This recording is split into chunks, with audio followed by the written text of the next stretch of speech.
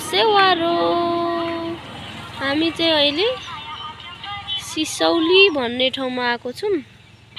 हेर्नुस् है यहाँको पोखरी भन्नु कि यसलाई के भन्छ हौ, सिमसार क्षेत्र रहेछ यहाँ।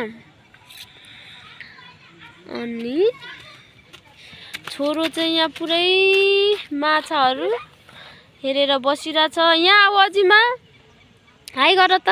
हाई। कता हिँडेको?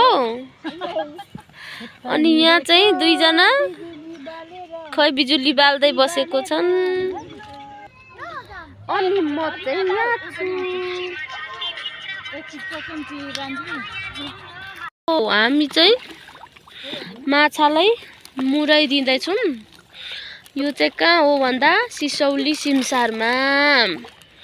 तर यिनीहरू हल्ला गर्दै आएर पानी धमिलो पारेर माछा जति चाहिँ नदेखिने रहेछ। ऊ तलसम्म पनि मुराइमा पुगेछ र हल्लिँदैछन्। यी खै त अनि माछा त लु कहाँ छौ हौ केटाकेटी?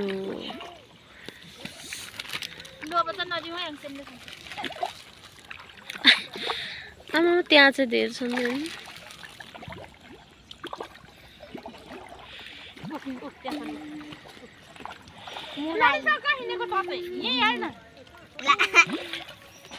भापी रहेछ तिम्रो मन।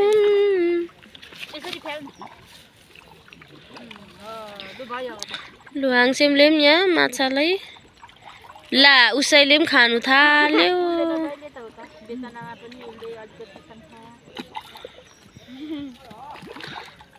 माछालाई मात्रै दिएर कहाँ हुन्छ त, आफूले पनि खानु पर्यो नि त, होइन त? चाहिँ सिसौली घुमेर पनि फर्किसक्यौँ है। यति हरियाली देख्दा पनि पो निकै सास आउँदो रहेछ त। मलाई मात्रै यस्तो हुन्छ कि?